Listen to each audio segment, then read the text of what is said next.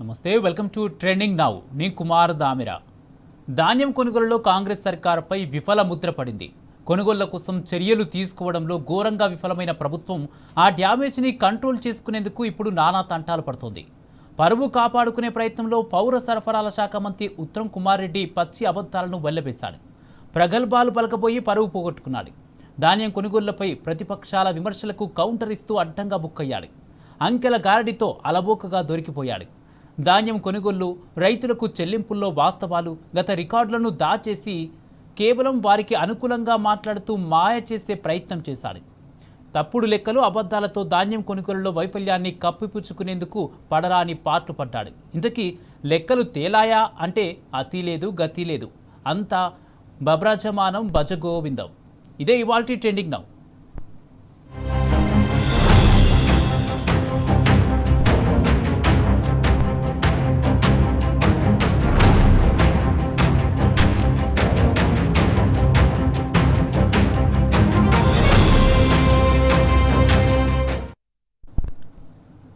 ధాన్యం సేకరణలో మంత్రి ఉత్తమ్ కుమార్ రెడ్డి మాట మార్చాడు.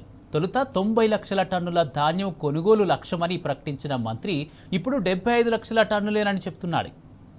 15 లక్షల టన్నుల ధాన్యం కొనుగోళ్లకు కోత పెట్టారు. ఒకవేళ 75 లక్షల టన్నులకు మించి ధాన్యం కొనుగోలు కేంద్రాలకు వస్తే పరిస్థితి ఏమిటి? ఎక్కువగా వచ్చే ధాన్యాన్ని కొనుగోలు చేయబోమని పరోక్షంగా చెప్పినట్టేనా?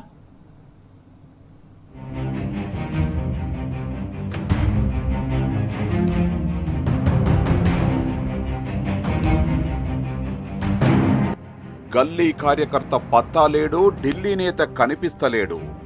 చెప్పింది బట్టేబాజ్ ముచ్చట్లు, చేసేది ధోకేబాజ్ పనులు. రైతులకు పైసల్లేవు, రాహుల్కు మాత్రం మూటలా. కాంగ్రెస్ పాలనలో దందాలు, కమిషన్లు, కొట్లాటలు.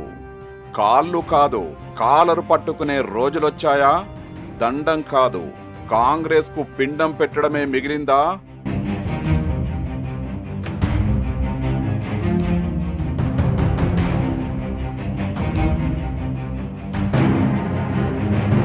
రైతుకు భూదేవికి ఉన్నంత ఓపిక ఉంటుంది. ఓపిక నశిస్తే అదే రైతుకు భూకంపం పుట్టించే శక్తి కూడా ఉంటుంది. నాగన్లతో పొలాలు దున్నడం తెలుసు, అదే నాగలి తిరగేసి కాంగ్రెసులను ఊరూరా ఉరికించి కొట్టుడు కూడా రైతుకు తెలుసు. ముఖ్యమంత్రి రేవంత్ రెడ్డికి పేల్చుడు, కూల్చుడు, చెడగొట్టుడు, కాళ్లల్ల కట్టెబెట్టుడు తప్ప ధాన్యం మక్కలు కొనే తెలివిలేదు. కరోనా టైంలో కేసీఆర్ 7,000 సెంటర్లు కొనలేదా? అప్పటికంటే దారుణమైన రోజులా ఇవి.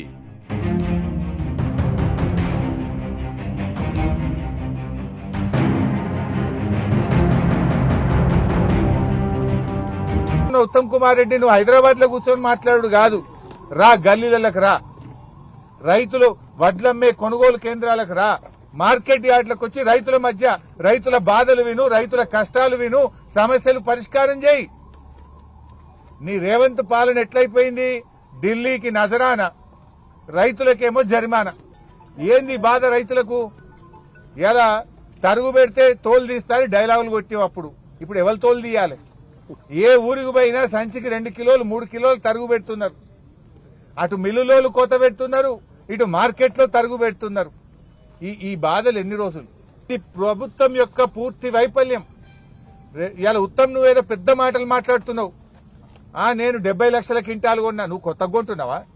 ఆనాడు బీఆర్ఎస్ ప్రభుత్వం ఉన్నప్పుడు 2022-23లో మేము అప్పుడే 75 లక్షల మెట్రిక్ టన్నులు కొన్నాం. నీకు కొనడం చేతగాక పేరుకు 90 చెప్తున్నావు, పోయినసారి కూడా 90 చెప్పినావు, కొన్నదెంత? ఇవాళ నువ్వు వెంటనే ఇప్పటికైనా మేల్కొనండి. నీ ధాన్యం కొనకుండా, రుణమాఫీ చేయకుండా, రైతు బీమా ఇవ్వకుండా ధోకా చేసిన కాంగ్రెస్ నేతల కాళ్లు పట్టుకోవడం కాదు, కాలరు పట్టి నిలదీసేందుకు రైతన్న రెడీ అవుతున్నాడు. రాహుల్ సమక్షంలో ఇచ్చిన 34 హామీల్లో ఒక్కటి కూడా అమలు కాలేదు. రైతులను నమ్మించి గద్దెనెక్కిన కాంగ్రెస్ నాయకులు ఇప్పుడు ముఖం చాటేస్తున్నారు. అలవిగాని హామీలిచ్చి 6 గ్యారంటీల పేరిట నమ్మించి గద్దెనెక్కిన తరువాత రేవంత్ అండ్ కంపెనీ దండుపాల్యం ముఠా లెక్క దోచుకుంటూ రైతన్నను దగా చేస్తోంది.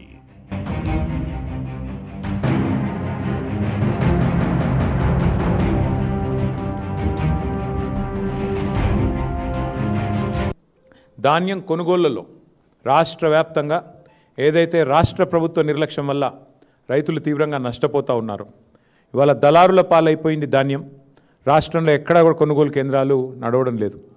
బీఆర్ఎస్ ప్రభుత్వం ఉన్నప్పుడు ఏ రకంగానైతే ఎలాంటి ఆంక్షలు లేకుండా కొనుగోలు చేశామో, అది వరి అయితేనేమి, మొక్కజొన్న అయితేనేమి, సోయా అయితేనేమి, అదేవిధంగా జొన్నలు అయితేనేమి, ఇంకా ఏ పంట అయినా కూడా సంపూర్ణంగా ఎలాంటి ఆంక్షలు లేకుండా, సీలింగ్ లేకుండా ఏ రకంగానైతే కొనుగోలు చేశామో అదే రకంగా కొనుగోలు వెంటనే ప్రారంభించాలి.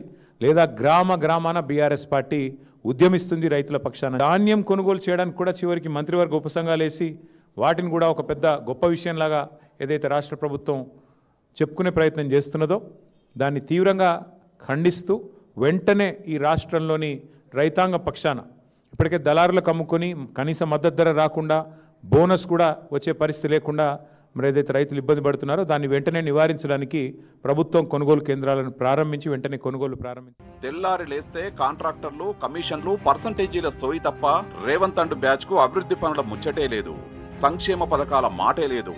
బకాసురుల్లాగా ఒక్కొక్కటి అన్నీ బుక్కుతున్నాడు. ఇసుక, బొగ్గు, బూడిదను కూడా వదలకుండా దిగమింగుతున్నాడు. రైతులకు ఇచ్చేందుకు పైసలు లేవంటున్న రేవంత్ రాహుల్ ఖాతాలో వేసేందుకు మాత్రం ఢిల్లీకి పోతూ మూటలు ముట్టజెప్పి వస్తున్నాడు.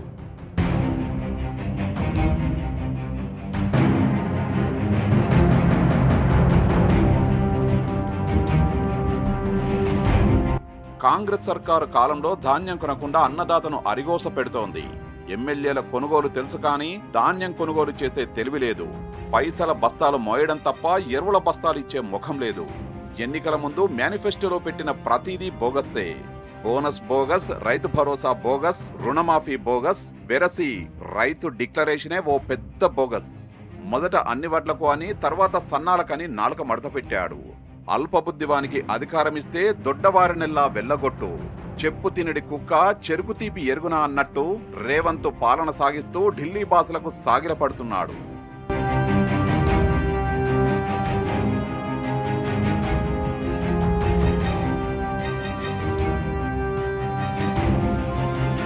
అందుకే కాంగ్రెస్ నాయకులకు దండం పెట్టుడు కాదు, మోసం చేసిన పార్టీకి పిండం పెట్టేందుకు అన్నదాతలు కత్తులు నూరుతున్నారు. ధాన్యం కొనని కాంగ్రెస్ ప్రభుత్వాన్ని 1000 ముక్కలు చేసేందుకు ఒక్కటవుతున్నారు.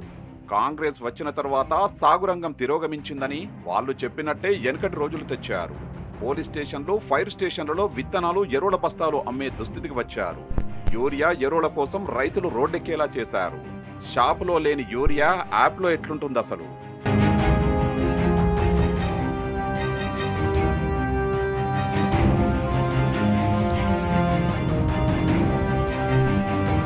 కరోనా వైరస్ కంటే కాంగ్రెస్ పార్టీ డేంజర్. చెడ్డీ గ్యాంగ్, రైస్ పుల్లింగ్ గ్యాంగ్ కంటే డేంజర్ ఈ కాంగ్రెస్ గ్యాంగ్. కొంతమంది కార్యకర్తలతో చప్పట్లు కొట్టించుకొని రైతులంతా సంతోషంగా ఉన్నారని సన్నాయి నొక్కులు నొక్కితే ఎవరు నమ్ముతారు? కేసీఆర్ 10 ఏళ్ల పాలనలో సాగు సుసంపన్నమైంది. అద్భుతమైన పథకాలతో అన్నదాతల జీవితాల్లో వెలుగులు నింపిన గొప్ప నేత కేసీఆర్. పంజాబ్, హర్యానాను మించి దేశానికి అన్నం పెట్టే స్థాయికి తెలంగాణను తెచ్చిన ఘనత కేసీఆర్ది.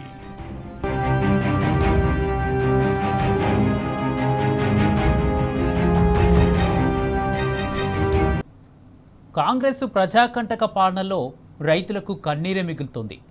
అడుగడుగునా కష్టాలు తప్పడం లేదు. 2.5 ఏళ్లలో అడుగడుగునా అన్నదాతలకు ఇక్కట్లే దాపురిస్తున్నాయి. సాఫీగా సాగుకాలం సాగకపోవడంతో నిత్యం కంట కన్నీరు తప్పడం లేదు. యాసంగి సీజన్లో ధాన్యం కొనుగోలులో అడుగడుగునా రవాణా కష్టాలు ఎదురవుతున్నాయి. హమాలీలు అందుబాటులో లేకపోవడంతో పాటుగా లారీల కొరత వేధిస్తుండటంతో కల్లాల్లో ధాన్యం నిలిచిపోతుంది. రోజుల తరబడి వేచి చూస్తే కానీ ధాన్యం అమ్ముకునే దుస్థితి లేకుండా పోయింది. దొడ్డు ధాన్యాన్ని దించుకునేందుకు రైస్ మిల్లర్లు తీవ్రంగా సతాయిస్తున్నారు. 4-5 కిలోలు తరుగు పేరిట దోచేస్తున్నారు.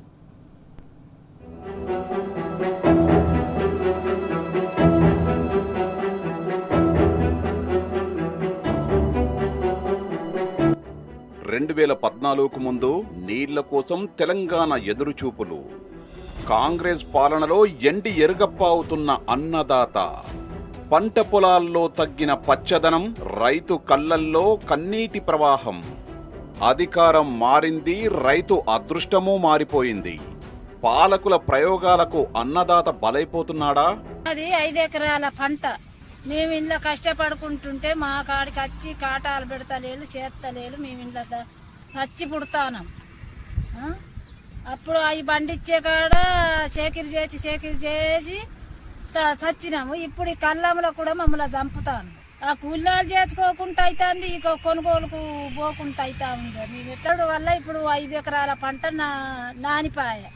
మేమేం చెయ్యాలా, ఎటు పోవాలా, ఏం తినాలా, ఈ అప్పులు ఎట్లా కట్టాలా, సప్పులు ఎట్లా కట్టాలా, మేము ఎట్లా చెయ్యాలా చెప్పంట.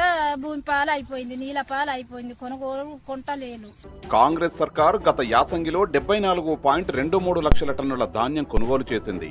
ఈ సీజన్లో 75 లక్షల టన్నుల లక్ష్యం పెట్టుకోగా ఇప్పటి వరకు 60 లక్షల టన్నులు కొనుగోలు చేసింది. బీఆర్ఎస్ సర్కార్ 2020-21 యాసంగిలో 92.39 లక్షల టన్నుల ధాన్యం కొనుగోలు చేసింది. అది నిండు కరోనా సమయంలో. ఒకవైపు కరోనా మహమ్మారి విజృంభణ, మరోవైపు లాక్డౌన్ పరిస్థితులు, లారీల కొరత, హమాలీల కొరత, ఇలా అన్ని సమస్యలే. అయినప్పటికీ రైతులకు ఎక్కడా ఎలాంటి ఇబ్బందులు లేకుండా రికార్డు స్థాయిలో 92.39 లక్షల టన్నుల ధాన్యం కొనుగోలు చేసింది నాటి కేసీఆర్ సర్కార్. ఉత్తమ్ కుమార్ రెడ్డి నువ్వు హైదరాబాద్ లో కూర్చొని మాట్లాడు కాదు, రా గల్లీలకు రా, రైతులు వడ్లమ్మే కొనుగోలు కేంద్రాలకు రా, మార్కెట్ యార్డ్లకు వచ్చి రైతుల మధ్య రైతుల బాధలు విను, రైతుల కష్టాలు విను, సమస్యలు పరిష్కారం చేయి. నీ రేవంత్ పాలన ఎట్లయిపోయింది? ఢిల్లీకి నజరానా, రైతులకేమో జరిమానా. ఏంది బాధ రైతులకు? ఎలా తరుగు పెడితే తోలు తీస్తారని డైలాగులు కొట్టావు అప్పుడు. ఇప్పుడు ఎవరు తోలు తీయాలి? ఏ ఊరికి పోయినా సంచికి 2 కిలోలు 3 కిలోలు తరుగు పెడుతున్నారు. అటు మిల్లులోలు కోత పెడుతున్నారు, ఇటు మార్కెట్లో తరుగు పెడుతున్నారు. ఈ బాధలు ఎన్ని రోజులు? ఇది ప్రభుత్వం యొక్క పూర్తి వైఫల్యం. ఇలా ఉత్తమ్ నువ్వేదో పెద్ద మాటలు మాట్లాడుతున్నావు. నేను 70 లక్షల క్వింటాలు కొన్నా, నువ్వు కొత్తగా కొంటున్నావా? ఆనాడు బీఆర్ఎస్ ప్రభుత్వం ఉన్నప్పుడు 2022-23లో మేము అప్పుడే 75 లక్షల మెట్రిక్ టన్నులు కొన్నాం. నీకు కొనడం చేతగాక పేరుకు 90 చెప్తున్నావు, పోయినసారి కూడా 90 చెప్పినావు, కొన్నదెంత?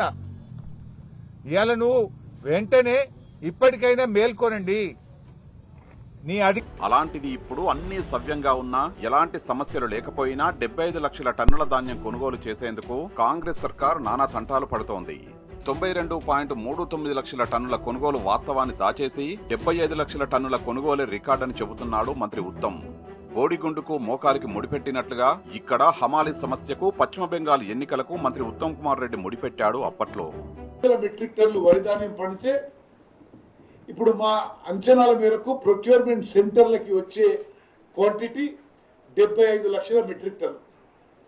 మీరు ఒకటి గమనించాలి, ఈ పంటలో కేంద్ర ప్రభుత్వం ఆల్రెడీ వాళ్ళు ఏం ప్రకటించారంటే, మేము కేవలం 52 లక్షల మెట్రిక్ టన్నులు మీ నుంచి ఈ యాసంగి వచ్చే ధాన్యం నుంచి FCI బియ్యం కొనుగోలు చేస్తుందని.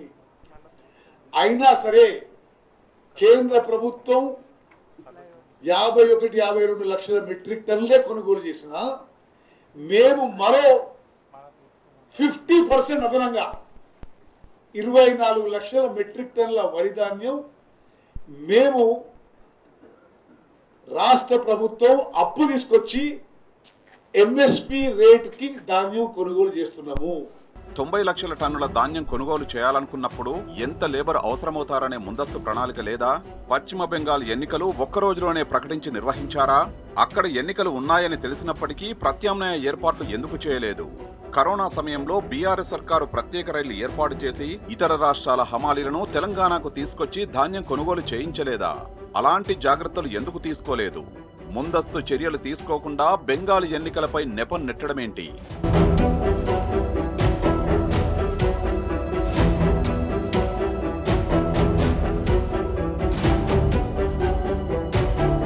ధాన్యం కొనుగోళ్లకు సంబంధించి బీఆర్ఎస్ 10 ఏళ్లతో పోల్చితే కాంగ్రెస్ సర్కారు 2 ఏళ్లలోనే అధికంగా చెల్లింపులు చేసినట్టు మంత్రి ఉత్తమ్ కుమార్ చెబుతున్నాడు. బీఆర్ఎస్ సర్కారు 1.35 లక్షల కోట్లు చెల్లిస్తే కాంగ్రెస్ సర్కార్ 2 ఏళ్లలో 98,600 కోట్లు చెల్లించిందని చెప్పాడు. అయితే వాస్తవానికి బీఆర్ఎస్ 10 ఏళ్లలో 1.55 లక్షల కోట్లు చెల్లించింది. అయితే తెలంగాణ ఏర్పాటు తర్వాత తొలి 5 ఏళ్ల పాటు రాష్ట్రంలో సాగునీటి కొరతతో వరి సాగైంది అంతంత మాత్రమే. కాళేశ్వరం ప్రాజెక్టు అందుబాటులోకి రావడం, మిషన్ కాకతీయతో చెరువులు పూడిక తీయడం, పెండింగ్ ప్రాజెక్టుల్ని పూర్తి చేయడంతో 2019 నుంచి రాష్ట్రంలో ధాన్యం ఉత్పత్తి, కొనుగోళ్లు భారీగా పెరిగాయి.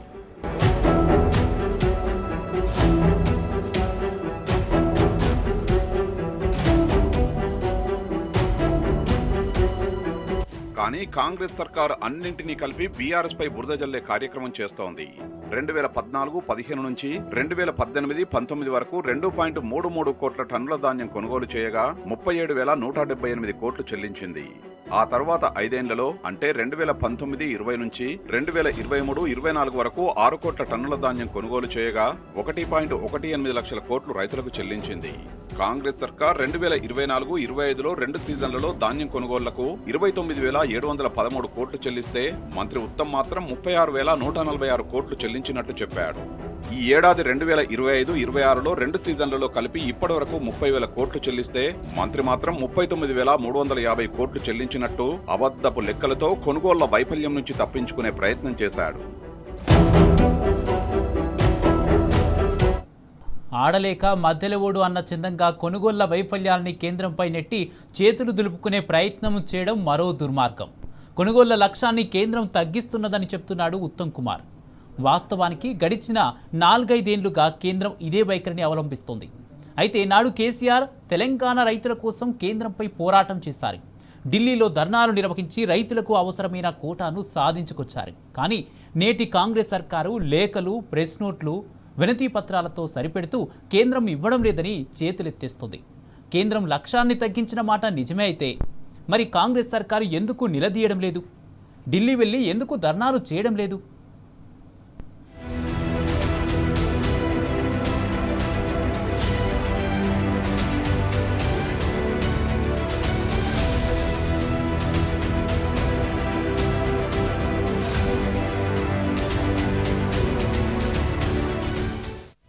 కాంగ్రెస్ రాగానే కాని కాలం కష్టకాలం ఎందుకు దాపురించింది? అప్పులే పెట్టుబడి, కన్నీళ్లే దిగుబడి, రైతన్న దిగాలు పడి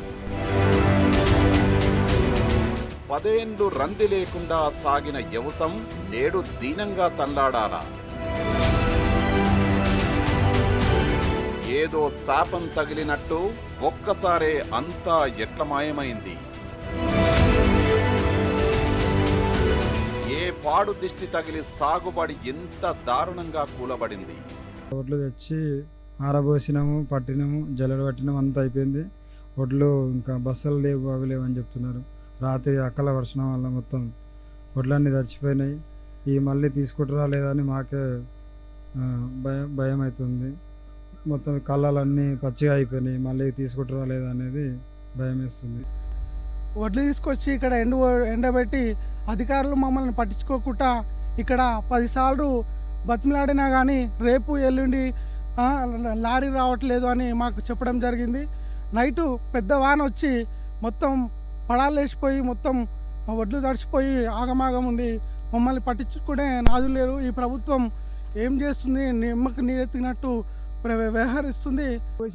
తిరిగి పోతున్నాం వాళ్ళ దగ్గరికి. రేపు వస్తాం, మాపు వస్తాం అని చెప్తారు. వాళ్ళు వచ్చుడు లేదు, మాకు ఆ బస్తాలు ఇచ్చుడు లేదు. మేము ఏం చేయాలి? ఈ ఎండకు 6 నెలలు చేసిన పంట మేము నష్టమైనాక మేము ఏం చేయాలి? మొత్తం ఆగమైన ఒడ్లు ఆగమై ఇప్పుడు వీడికి వచ్చి మేము మళ్ళీ ఎండవేయాలంటే మేము ఏమి ఎండవేయగలుగుతామా? అదే మాకు రైతులకు ఏం ఇది ఇబ్బందులు ఎందుకు? ఈ కొనుగోలు చేస్తామని రైతులకు పెట్టి బాధ పెట్టి 6 నెలలు చేసి ఇక పోసుకొని కుప్పలు పోసుకొని మళ్ళీ మొలకెళ్ళాక ఏం చేస్తాడు? ఆ రైతు ఏం చేస్తాడు? అది ఖచ్చితంగా ప్రభుత్వ చేతగానితనమే, నిలువెత్తు నిర్లక్ష్యమే. రైతులు ఆరగాలం శ్రమించి పండించిన పంటలు నీటి పాలవ్వడానికి 100కి 100 పాళ్ళు కాంగ్రెస్ నాయకుల వైఫల్యమే. కేసీఆర్ ముఖ్యమంత్రిగా ఉన్నన్ని రోజులు వెంటనే ధాన్యం కొనుగోలు చేసి వారం లోపల రైతుల ఖాతాల్లో డబ్బులు వేయలేదా? అప్పుడు చేతనైన పని ఈ ప్రభుత్వానికి ఎందుకు చేత కావడం లేదు? రేవంత్ పాలనలో రైతులు ధాన్యాన్ని అమ్మడానికి నెలలుగా వేచి చూడాల్సిన దుస్థితి ఎందుకు దాపురిస్తోంది? ఉత్తమ్ కుమార్ రెడ్డి గారిని, రేవంత్ రెడ్డి గారిని ఇద్దరు కలిసి తప్పుదోవ పట్టించాలని చూస్తున్నారు. వాస్తవానికి కొనుగోళ్లు ఈ రోజు వరకు రాష్ట్రంలో ఎక్కడా కూడా 30-35% దాటలేదు. చివరికి రైతులు విసిగి వేసారిపోయి ప్రైవేట్లు అమ్ముకోవాలన్నదే మీ కుట్ర, మీ ఉద్దేశం అదే స్పష్టంగా మాకు కనబడుతున్నది. మొత్తం కలిపి 1,51,00,000 మెట్రిక్ టన్నులు పండింది ఈరోజు రాష్ట్రంలో. మీరు కొన్నది ఎంత అండి? ఇప్పటివరకు లెక్కలు బయట పెట్టండి. ఎందుకు అబద్ధాలు చెప్తారు తెల్లారి లేస్తే? మేము తిరిగి చూస్తూ ఉన్నాం, మేమేం ఊరికే చెప్పట్లేదు. ముఖ్యమంత్రి గారిని నేను డిమాండ్ చేస్తూ ఉన్నా, ఈ 10 మంది రైతులే కాదు, ఈ ప్రభుత్వం వచ్చినాక 1000 మంది రైతులు చనిపోయారు ఇప్పటివరకు. ఆ 1000 మంది రైతులకు కూడా మీ ప్రభుత్వమే వాటిని ప్రభుత్వ హత్యలుగానే గుర్తించి తప్పకుండా వారందరికీ కూడా 25 లక్షల రూపాయల చొప్పున చెల్లించాలని చెప్పి కూడా ఎక్స్గ్రేషియా మేము డిమాండ్ చేస్తూ ఉన్నాం. రైతుల ధాన్యం కొనుగోలు ఆంక్షలు లేకుండా ధాన్యం కొనుగోలు చేయాలి. మొలకెత్తిన రంగు మారిన ఇవన్నీ కూడా మీ వ్యవస్థ వైఫల్యం వల్ల నెల నుంచి 45 రోజులుగా ఇవాళ పడిగాపులు కాస్తూ ఉన్నారు రైతులు. మార్కెట్ యార్డ్లలో, ఐకేపీ సెంటర్లలో, సింగిల్ విండోల సెంటర్లలో 8,500 కొనుగోలు కేంద్రాల దగ్గర పడిగాపులు కాస్తున్న రైతుల తరపున లక్షలాది మంది రైతుల తరపున అడుగుతా ఉన్నాం.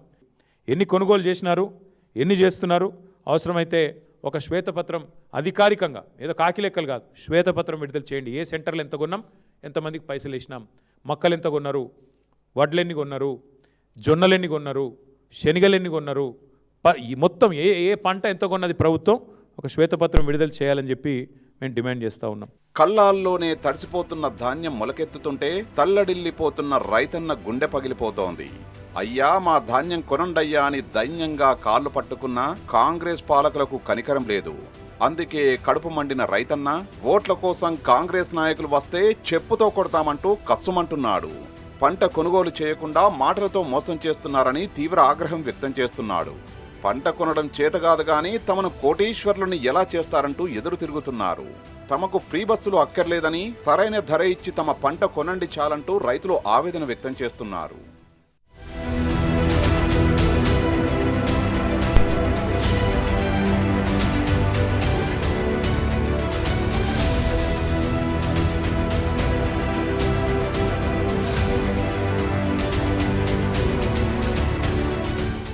రెండున్నరేళ్లు దాటిన ప్రజాపాలనలో రైతుకు కంట కన్నీరు తప్ప పన్నీరు లేదు.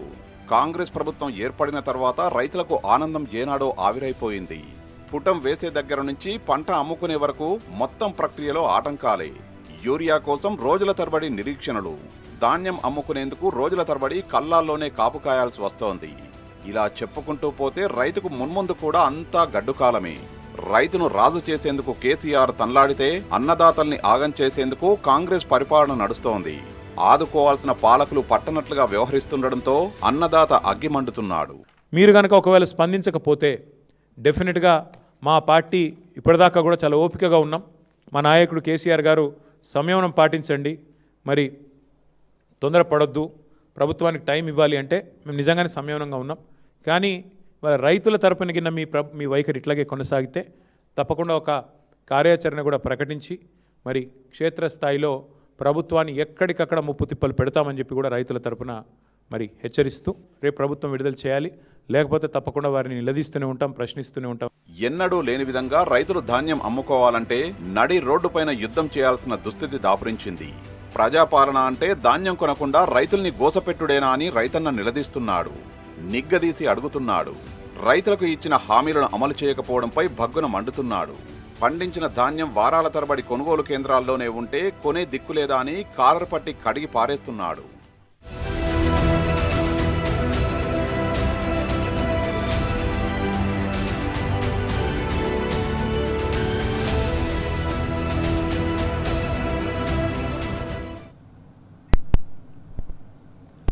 రైట్, ఇక ఇది ఇవాల్టి ట్రెండింగ్ నౌ. చూస్తూనే ఉండండి టీ న్యూస్.